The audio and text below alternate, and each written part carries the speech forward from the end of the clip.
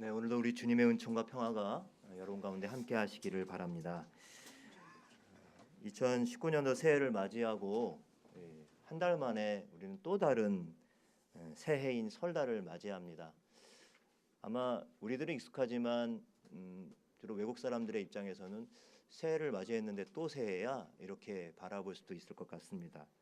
예전엔 그래서 이 신정과 구정을 지키는 것에 대해서 이 부정적인 그런 의견들이 있어갖고 이 구정이 폐지됐던 때도 있었습니다. 하지만 지금 여전히 이 설날을 민족의 명절로 지키면서 또 다른 의미에서 또 다른 새해로 우리가 맞아들이고 있죠. 여러분, 이 구정이 가까우고 있는데 내일 모레죠. 설날이라는 이 말의 유래를 혹시 아십니까? 저도 좀 궁금해서 이 설날이라고 하는 유래에 대해서 좀 사전을 찾아보니까 몇 가지 유래가 있더라고요. 첫 번째는 옛 문헌에 이 설날을 한자로 신일, 그래서 뭐 조신하게 지내다, 신중하다 할 때 이 신자를 써서 새로운 날, 신일, 좀 조심스러운 날 이렇게 말을 하곤 했는데요. 새해를 시작하면서 경거망동하지 말고 좀 조신하게 그렇게 삶을 맞이하라는 의미입니다. 이 의미에서 좀 조심하고 삼가라는 뜻의 우리나라 말이 순수한 말이 있는데요. 그것이 살이다, 몸을 살이다라는 뜻인데 이 살이다라는 그 말에서 바로 설날이 유래했다라고 보는 견해입니다. 그런가 하면 두 번째 견해는 해가 바뀌게 되면 사람들이 이제 나이를 한 살씩 더 먹게 되죠. 나이 듦에 대한 어떤 서러움, 서글픔이라고 하는 그런 의미에서 유래했다고 합니다. 그저께 우리 교회에 오랫동안 노환으로 인해서 출석하지 못한 권사님 가정을 방문하기 위해서 여러 권사님들과 또 한나의 한 두 분 권사님과 함께 신방을 하려고 차를 타고 가고 있는데 옆에 계셨던 이 한나의 한 권사님께서 이런 말씀을 하시는 거예요. 내가 젊어서 시집 와갖고 한 이틀 밤 잔 것 같은데 벌써 이렇게 되었다. 이렇게 말씀하시는 겁니다. 그 말씀을 뭐 농삼아 하셨지만 그 말씀을 하시는 우리 그 권사님의 그 말씀 속에는 이 나이 듦에 대한 좀 서글픔이 좀 담겨져 있는데요. 이렇게 서럽다, 설다라고 하는 말에서 이 설날이 왔다는 그러한 견해입니다. 그런가 하면 어떤 이들은 외래어에서 이 설날이 왔다라고 보는 견해도 있습니다. 산스크리트어에 이 설이라는 말, 살이라는 말이 있는데요. 이 말이 하나는 해가 돋아나듯 새롭게 돋는다, 새롭게 솟는다라는 뜻과 함께 시간의 어떤 경계와 구분을 짓는 그러한 말로서 사용되어졌는데 이 외래어가 이 설날에 우리나라 말의 설날로 이렇게 정착되었다고 하는 것입니다. 그리고 마지막으로 우리가 잘 아는 가장 유력한 그러한 견해로는 우리말에 좀 설다, 낯설다라는 말이 있죠. 그 말에서 이 설날이란 말이 유래했다고 합니다. 그래서 낯설에서 이제 낯이 빠지고 어근인 설만 남아서 설날, 낯선 날, 새로운 날 이렇게 부르기 시작했는데요. 그것이 설날의 유래다. 이렇게 여러 가지 견해들을 보여주고 있습니다. 여러분, 이렇게 설날의 유래가 다양하지만 그 내용을 전체적으로 종합해 보면 우리에게 새롭게 주어진 그러한 날들과 때와 시간 앞에서 우리가 어떤 기대와 소망도 같지만 또 한편으로는 좀 겸손하게 또 조심스럽게 우리에게 주어진 삶을 대하라고 하는 그런 가르침이 이 설날이라고 하는 이 명절 가운데 담겨져 있는 것입니다. 새해가 시작하고 한 달 만에 또 다른 새해를 맞이한다는 것이 어떤 의미에서는 좀 이상할 수 있습니다. 하지만 다른 의미에서 달리 본다면 이 새해, 또 다른 새해, 이 명절, 이 설날을 맞이한다는 것은 우리에게 새로운 기회, 올해 새해를 처음 시작하면서 우리 안에 들었던 어떤 마음, 결단, 하나님 앞에서 내가 하나님 이렇게 살겠습니다. 또 우리 자신을 향해서 또 여러 가지 관계들 속에서 내가 마음의 결단을 해왔던 이 부분들을 한 달이 지나서 다시 한번 돌아보고 점검해보는 일종의 보너스 같은 그런 느낌으로 다가오는 그러한 명절입니다. 그래서 다시 한번 본격적으로 이제 그래, 이제 그렇게 마음에 먹은 대로 결단한 대로 이렇게 우리에게 다가온 새로운 날들과 시간들을 보내야지라고 하면서 한 걸음 내딛는 것이 바로 이 설 명절이 되겠습니다. 저와 여러분에게 주어진 이 낯선 날, 이 새로운 날들, 이 시간들을 잘 살아내기를 간절히 축복합니다. 그런데 여러분, 저와 여러분이 잘 살아내라는 축복을 제가 함께 말씀을 나눴는데, 여러분 어떻게 살아가는 것이 잘 사는 것일까요? 잘 사는 것의 기준은 과연 여러분 어떤 것입니까? 너무나도 폭넓은 질문이기 때문에 쉽게 우리가 답하기 참 쉽지는 않습니다만, 기본적으로 우리가 생각할 때 잘 사는 것은 우선은 이 먹고 사는 문제, 그렇죠? 먹고 사는 문제가 해결되는 것일 겁니다. 누구도 부정할 수 없을 것입니다.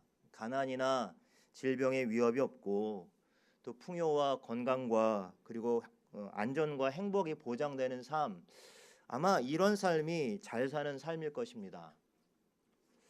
근데 여러분, 이런 기준으로 이 잘 사는 것이 이런 기준이라고 한다면, 여러분 지금 우리가 살아가는 우리 시대의 우리의 삶은 과거 그 어느 때보다 풍요로운 삶을 살아가고 있습니다.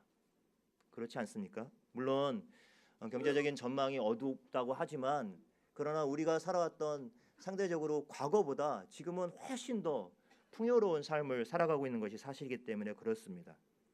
그렇다면 그런 기준으로 본다면 우리들은 잘 사는 거예요? 못 사는 거예요? 잘 살고 있는 겁니다. 잘 살고 있는 것입니다. 그런데 여러분, 정말 잘 살고 있습니까? 우리는 잘 살고 있는 걸까요?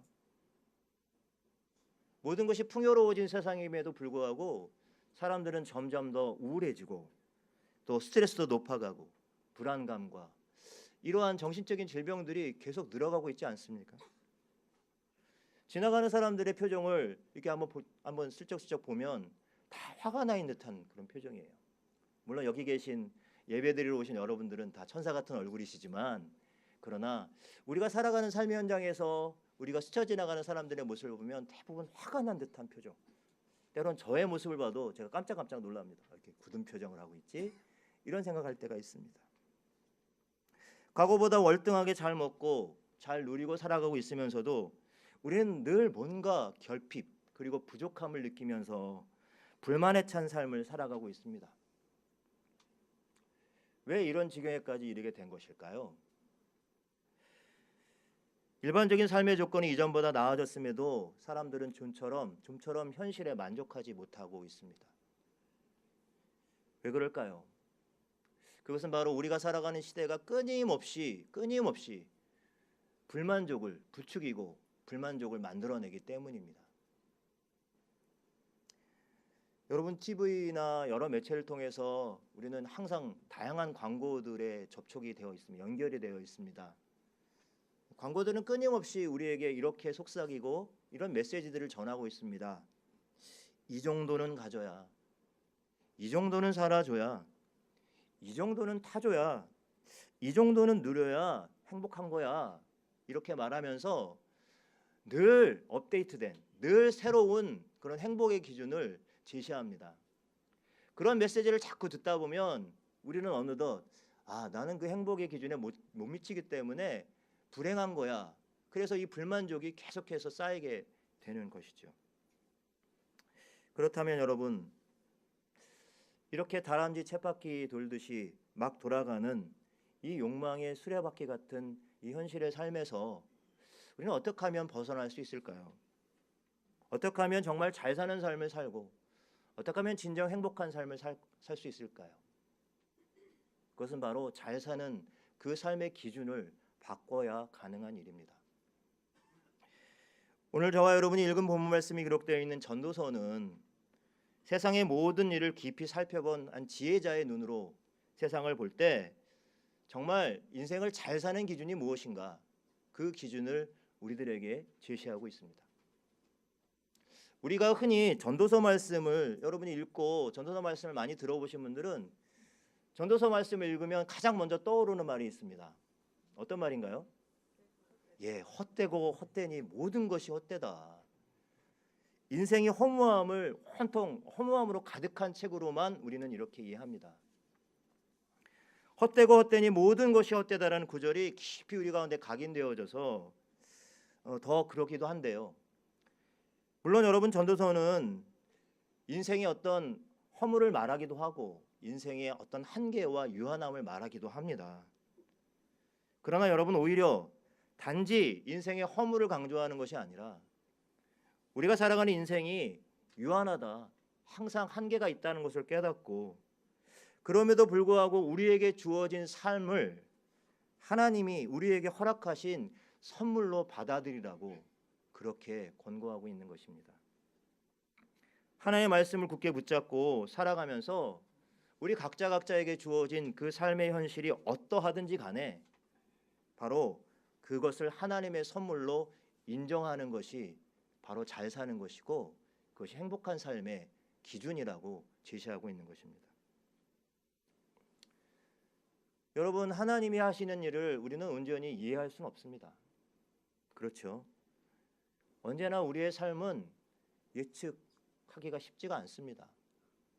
언제 어떤 일들이 우리의 삶에 닥칠지 우리는 헤아릴 수가 없습니다. 그냥 상식적으로 생각할 때 착한 사람들은 복 받고 악한 사람들은 그럼 벌 받을 거야 라고 하는 이런 상식이 있지만 이런 상식이 이미 상식이 되지 않은 지가 오래되었고요. 이런 상식이 무너지는 현실들이 계속해서 반복되고 있습니다. 그럴 때마다 하나님을 향한 우리의 믿음은 때로 흔들리고 또 삶이 참 왜 이래? 왜 이렇게 되는 거야? 라고 하면서 허무한 그런 느낌마저 받게 되죠. 바로 그러할 때 전도서의 말씀 속에 이 말을 전하는 지혜자는 바로 우리의 흔들리는 믿음을 말씀으로 바로 잡고 있습니다. 오늘 읽은 말씀 3장 1절 말씀을 먼저 같이 한번 읽어보도록 하겠습니다. 3장 1절 말씀을 여러분 같이 한번 읽어볼까요? 범사에 기한이 있고 천하 만사가 다 때가 있나니 모든 것에는 알맞은 때가 있다. 알맞은 때가 있다라는 말씀을 하고 있습니다. 예전에 좀 사역하면서 굉장히 좀 삶이 힘들고 어려울 때 한 목사님께서 문자로 메시지를 보내셨어요. 그러면서 메시지에 이미지를 하나 보내셨는데 꽤 오래됐는데 지금은 이 이미지가 많은 사람들에게 공유되어져 갖고 한 번쯤은 여러분들이 보신 이미지일 겁니다. 한번 보여주시겠어요? 네, 한번 보여주시겠어요?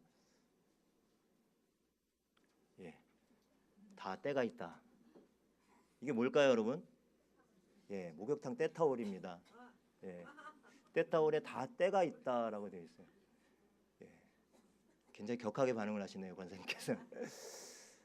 처음에 이 이미지를 받아들고 한참을 웃었습니다. 그런데 가만히 이 때타올을 묵상을 해보니까 그렇지, 우리의 삶이 다 완벽해 보이고 다 깨끗한 것 같아도 우리의 존재가 늘 이렇게 좀 때가 묻어 있고 허물이 있는 연약한 존재들이다 라고 하는 것을 인정할 수밖에 없더라고요. 그리고 또 한 가지가 바로 전도서 3장 1절의 말씀, 모든 일에는 하나님이 정하신 때가 있다, 다 때가 있다라는 말씀을 이 타올을 묵상하면서 들었습니다. 그런 생각이 들었었습니다. 여러분, 정말 인생을 잘 살아내려면 그러면 이 두 가지 때를 잘 기억하고 그리고 잘 분별하여 살아가야 할 것입니다. 그러면서 오늘 전도서의 기자는 2절부터 8절까지 우리가 살아가면서 경험할 수 있는 다양한 시간, 다양한 순간, 다양한 때를 쭉 나열을 하고 있습니다. 여러분 쭉 우리가 함께 교독을 했지만 읽어보면 우리의 삶의 모습들이 이렇죠. 어떤 때가 있고 어떤 때가 있고 어떤 때가 있고 다 그렇습니다. 태어날 때가 있고 죽을 때가 있고 심을 때가 있고 또 거둘 때가 있고 죽일 때가 있고 또 치료할 때가 있고 허물 때가 있고 세울 때가 있고 다양한 삶의 이 때를 이렇게 대꾸식으로 이렇게 나열을 하고 있습니다. 근데 여러분, 이 내용을 여러 번 또 자꾸 읽다 보면 우리가 한 가지 발견하는 사실은 이것이 서로 이제 대꾸를 이루면서 짝을 하나씩 형성하고 있다고 하는 것이죠. 그런데 대부분 보면 다 그렇지는 않습니다만 대부분 어떤 때는 우리가 원하는 때고 우리가 바라는 때고 우리가 기대하는 때예요. 항상 그런 때를 살고만 싶어요. 기쁘게만 살고 싶고 건강하게만 살고 싶고 사랑하면만 살고 싶고 다 그래요. 그래서 그런 시간을 보내면 하나님이 이 시간을 우리에게 준 선물이구나 이렇게 생각하면서 당연히 그런 시간을 의미 있는 시간으로 받아들여요. 근데 문제는 우리의 삶이 항상 그런 때만 있냐는 겁니다. 그렇지 않은 때도 있다는 겁니다. 그렇지 않은 때, 그런 때를 만나면 우리가 어때요? 그런 시간을 우리가 하나님의 선물로 받아들일 수가 있어요? 그렇지 못하죠. 오히려 하나님이 어딘가 뒷짐지고 하늘을 팔고 계신 것은 아닌가? 왜 하나님의 나를 포기하시고 외면하시는 건가? 마치 하나님께 거부당한 것 같은 느낌으로 살아가지 않습니까? 그런데 바로 전도서의 기자는 말씀을 통해서 서로 대조를 이루고 있는 인생의 그 각대가 사실은 하나님께서 다 지으신 것이고, 그리고 그 때를 하나님께서 더욱이 아름답게 하셨다 이렇게 말씀하고 있죠. 오늘 전도서 11장 11절 말씀이 참 중요한 말씀인데요. 거기 아름답게 하셨고까지만 같이 한번 읽어보겠습니다. 시작. 하나님이 모든 것을 지으시되 때를 따라 아름답게 하셨고, 때를 따라 아름답게 하셨다. 여러분, 이 말씀은 우리가 하나님 안에 있다면, 그러면 우리의 모든 때, 우리의 모든 시간, 우리의 모든 순간은 바로 아름다운 때이다 라고 말하는 것입니다. 내가 원하는 때뿐만 아니라 비록 내가 원치 않은 때, 그런 순간과 상황 가운데 있을지라도 모든 시간을 창조하신 그 하나님께서 그 시간을 오늘 우리에게 허락하셔서 그 허락하신 그 시간이 바로 하나님이 가장 적절한 때 일어나도록 하셨다는 말씀이 되는 것이죠.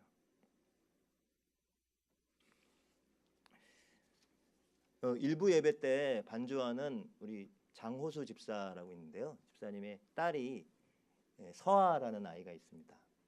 서아가 한번은 예꿈둥이에서 막 전사님 말씀을 들었는지 가끔 일부 예배도 들어서 이 예배 때도 일부 예배 때도 설교를 들어요. 근데 어쨌든 이 아이가 한 설교를 듣고 감동을 받아서 그래서 한 행동이 하나 있었는데 그 얘기를 전해줬습니다. 뭐였냐면 이 아이가 들은 설교는 엘리야가 갈멜산에서 아세라 바알 선지자 850명과 싸워서 이긴 그 승리의 사건을 얘가 들은 거예요. 그러면서 하늘로부터 하나님이 불을 내리셔갖고 이 제단과 모든 제물을 다 태우신 그 역사를 듣고서는 내가 너무 감동을 받아갖고 그래 이거야 그러면서 이제 집에 갔습니다. 집에 가서 아파트에 있는데 아파트에 자기 베란다에 나간 거예요. 베란다에 나가서 나무를 이렇게 나무쪽 같은 걸 다 불러놓고서는 거기다 올려놓고 얘가 이렇게 기도를 했어요. 뭐라고 기도할게요? 하나님 불을 내려주십시오. 이렇게 기도를 했다는 거예요. 하나님 불을 내려주시옵소서 이렇게 기도를 했다는 거예요. 여러분 어떻게 됐을까요? 불이 내렸을까요? 하나님이 무심하시게 이 서아의 기도를 안 들어준 겁니다. 그러니까 이 서아가 이렇게 얘기를 했대요. 안 되나 보다. 안 되나 보다. 약간 실망을 했었는데 갑자기 이어서 이 서아가 갑자기 무릎을 탁 치면서 그렇지. 하나님이 만약에 불을 내리시면 아파트에 불이 날 것 같아서 걱정이 돼서 하나님이 불을 안 내리신 거구나. 이렇게 말을 하더랍니다. 기가 막히지 않아요? 자신이 바라고 원하는 일을 가지고 간절히 기도했는데 결국 내가 바라는 일이 이루어지지 않았을 때 오늘 우리들의 태도는 어떻습니까? 이 작은 아이의 그 하나님을 신뢰하는 태도, 정말 하나님이 불을 안 내리신 이유는 우리는 알 수는 없지만 그 아이의 그 태도 속에서 오히려 제가 배울 것이 더 많았습니다. 때로 하나님이 귀를 닫고 눈을 감고 계신 것 같이 느껴질 때도 분명히 있습니다. 그러나 그때도, 그러한 때도 하나님이 우리의 삶의 주인 되심을 놓지 않고 굳게 붙들고 더욱 신뢰하며 감사하며 나갈 때 우리의 인생의 고통스러운 순간들이 어느덧 거꾸로 소중한 하나님의 선물로 변화되어서 다가올 줄로 믿습니다. 우리에게 열려진 새롭고 이 낯선 날, 이 날들이 여러분 늘 평안한 날만 될 것이라고 기대하기는 어렵지요. 그러기에 기대하지만 그렇게 되기는 쉽지가 않습니다. 힘겨울 때도 있을 것입니다. 병들어 지쳐 울고 싶을 때도 있을 것입니다. 하고자 하는 일들이 잘 되지 않아서 그래도 낙심될 때도 찾아올 것입니다. 속이 쓰리고 아프고 잠 못 드는 밤이 찾아올 수도 있을 것입니다. 그러나 여러분, 하나님이 지으신 모든 때는 아름다운 때라는 이 믿음, 그리고 이 믿음이 저와 여러분께 있다면 우리는 우리 삶의 고비고비마다 하나님께서 친히 숨겨놓으신 아름다운 보물들을 발견할 수 있을 것입니다. 더 감사하고 은혜롭게도 하나님께서는 우리의 삶에 고비고비 숨겨두신 이 아름다운 보물을 찾아낼 수 있는 열쇠를 우리에게 허락하셨는데요. 그것이 오늘 전도서 3장 11절 아름답게 하셨고 그 뒤에부터 한번 읽어보겠습니다. 또 사람들에게는 영혼을 사모하는 마음을 주셨느니라. 여기까지요. 무슨 마음을 주셨다고요? 영혼을 사모하는 마음. 원문을 직역하면 하나님은 사람의 마음에 영혼을 심으셨다라고 이렇게 직역할 수가 있습니다. 이 말씀을 다른 번역을 찾아보니까 이렇게 번역을 하고 있습니다. 우리 성경의 표준세번역이라는 성경을 찾아보니까요.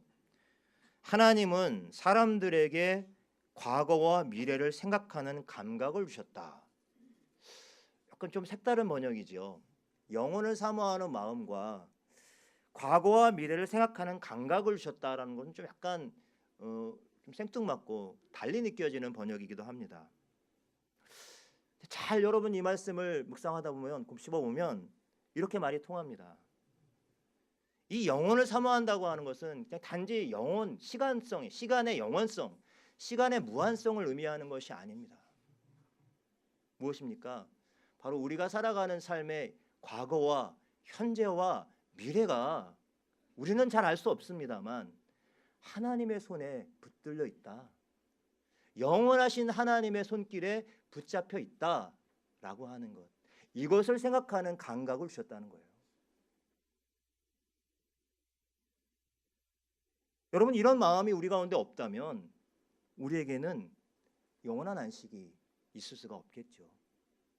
이리 흔들리고 저리 흔들릴 수밖에 없겠죠.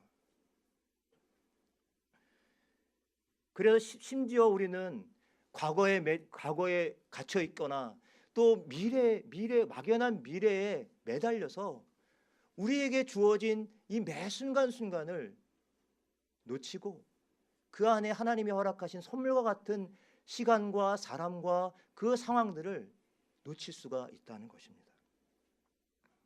지난 날에 대한 후회, 누군가에 대한 원망과 상처가 우리를 자꾸만 올가맬 수 있고요. 동시에 지금 여기서 우리가 누릴 행복을 자꾸 막연한 미래로 옮겨놓고 살아가는 어리석음을 반복하기도 합니다. 우리 아이들이 좋은 대학에만 들어가면, 내가 좋은 직장만 찾게 되면, 좀 넓은 집을 장만하게 되면, 노후에 한 2, 30억 있으면, 요즘 유행하는 드라마에 피라미드가 나온다면서요. 피라미드의 가장 높은 꼭대기에만 올라가면 그러면 행복할 수 있다고 하는 그 기준이 오히려 우리들을 불행하게 만들고 있습니다. 그런 생각에 사로잡히면 하나님이 주신 선물로 주신 바로 이 순간을 우리는 제대로 바르게 살아내지 못할 뿐입니다. 그런데도 하나님께서는 우리들에게 바로 이 하나님의 영원하심을 사모하는 마음을 선물로 주셨습니다. 그 영혼을 사모하는 마음 때문에 우리는 지금 조금씩은 부족하고 조금씩은 연약하고 조금씩은 모자란 삶을 살아도 모든 때, 모든 순간을 우리는 하나님의 선물로 여기면서 살아갈 수 있는 힘과 용기를 얻을 수 있게 됩니다. 이것이 바로 하나님께서 인간에게 주신 아주 특별한 선물이자 은총입니다.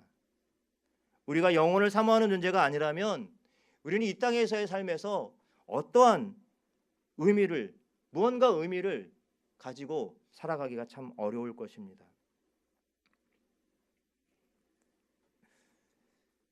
제가 좋아하는 책 가운데 모자람의 위안이라고 하는 책이 있습니다. 도널드 맥클라우라고 하는 작가가 쓴 책인데요. 이 책은 우리가 가진 어떤 한계, 우리가 인생을 통해서 경험하는 이 한계를 통해서 오히려 우리는 영혼을 사모하게 되고, 그리고 하나님이 주시는 특별한 위로와 은총을 경험할 수 있다라고 이야기하고 있습니다. 여러분, 우리가 살아가면서 또 나이가 들어가면서 우리는 삶의 다양한 한계를 경험할 수밖에 없죠. 건강의 한계를 느낍니다. 소유의 한계를 느낍니다. 인간관계의 한계를 느끼고 어떤 지식의 한계를 느낄 수밖에 없습니다. 그런 한계에 부딪힐 때 우리는 순간 주저앉고 낙심하고 절망합니다. 하지만 여러분, 바로 그때가 하나님의 영원하심을, 그 영원하심 가운데 우리 가운데 흘러들어오는 하나님의 위로를 우리는 경험할 수 있다고 하는 것입니다. 여러분, 이 말이 결코 우리의 건강을 위해서 노력하지 말거나 아니면 주어진 소유나 관계나 지식에 그냥 만족하며 살라는 그런 이야기가 아닙니다. 우리의 삶을 풍요롭게 하는 것들을 위한 우리의 선한 노력과 또 수고로움은 또 귀한 것, 그 자체가 귀한 것이죠. 다만 우리가 열심히 성실하게 살아도, 그럼에도 불구하고 우리의 선한 노력과 수고조차도 사실 결코 완전할 수 없다고 하는 그 사실을 겸손하게 인정할 때 비로소 그때 임하는 하나님의 위로가 있다는 것이죠. 때때로 우리 자신에게 부족한 부분이나 모자란 부분이 채워지지 않는 것은 결코 하나님의 능력이 부족해서가 아닙니다. 오히려 우리들의 연약함과 한계를 통해서 하나님을 더욱 경외하고 신뢰하도록, 그분을 붙잡을 수 있도록 인도하고 계시다고 하는 것이죠. 이처럼 인간은 하나님께서 행하신 일을 처음부터 끝까지 다 깨닫지는 못하게 하셨습니다. 하지만 하나님께서 우리에게 주신 이 영혼을 사모하는 마음을 여러분 꼭 기억하시기 바랍니다. 여러분, 이 마음이 사실 왔다 갔다 해요. 우리의 삶의 환경이나 조건이 바뀔 때마다, 때와 상황이 바뀔 때마다 왔다 갔다 합니다. 그래서 이 마음이 우리 안에서 날마다 새로워지지 않으면, 이 마음이 우리 안에서 날마다 갱신되지 않으면 아무리 달력이 바뀌고 넘어가더라도 우리의 삶은 변화되지 않고 늘 제자리 걸음을 할 수밖에 없습니다. 앞서 저는 설날에 대한 유래를 함께 나누었습니다. 다시 한번 새로이 맞이하는 낯선 시간 앞에서 우리는 우리의 삶을 다시 한번 돌아보면서 우리의 마음과 생각을 새롭게 합니다. 그런데 여러분, 우리 그리스도인들에게는 또 한 가지 우리의 마음과 우리의 영혼을 새롭게 하는, 주기적으로 우리의 마음과 영혼을 새롭게 하는 시간들이 선물로 주어졌습니다.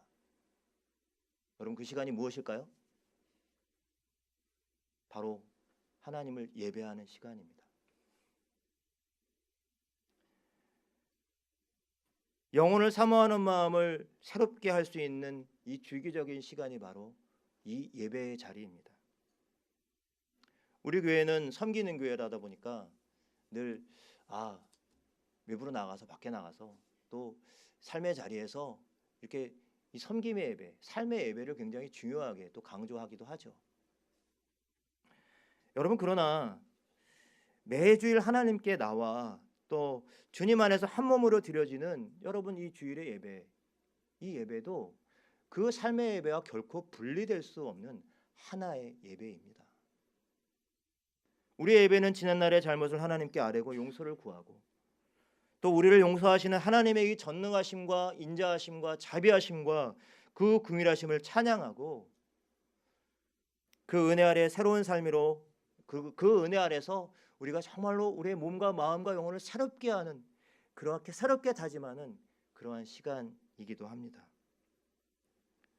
비록 우리가 이 땅에 발을 딛고 살아가는 유한한 존재이지만 우리는 예배를 통해서 우리의 존재됨이 영혼의 잇대어 살아가는 하나님 나라의 백성이고 하나님 나라의 자녀, 하나님의 자녀임을 잊지 않도록 오늘 예배를 통해서 우리는 우리의 기억과 우리의 시간을 새롭게 할 수 있는 것이죠. 가끔 한국 교회에 일어나는 여러 문제들, 그 원인들을 우리는 다양하게 이야기할 수 있습니다만 그 중에 가장 중요한 이유는 바로 예배를 예배답게 드리지 못하는 데 있습니다. 1년 52주 반복되어지는 예배, 한 번을 드려도 여러분 영혼을 사모하는 마음을 가지고 하나님께 나오시기 바랍니다. 우리의 모든 삶의 순간, 모든 순간이 하나님이 허락하신 선물임을 깨닫고 그 기쁨과 감격과 그 은혜 안에서 선한 행실이 가득해지는 그러한 저와 여러분, 우리 높은 뜻 섬기는 교회 공동체가 되기를 간절히 축복합니다. 기도하겠습니다.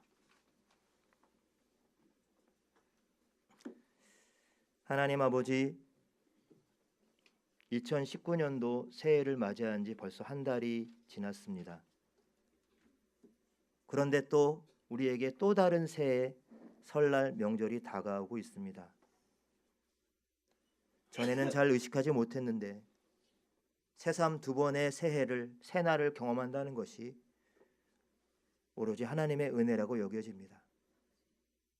하나님 앞에서 그리고 사람들과 우리들 자신을 향했던 그 새로운 마음과 결단으로 올 한 해 우리가 이런저런 어두운 전망들이 우리의 마음을 어지럽히지만 진정 영혼을 사모하는 마음으로 하나님을 의지하고 담대히 잘 살아낼 수 있도록 지혜와 용기를 허락하여 주시옵소서.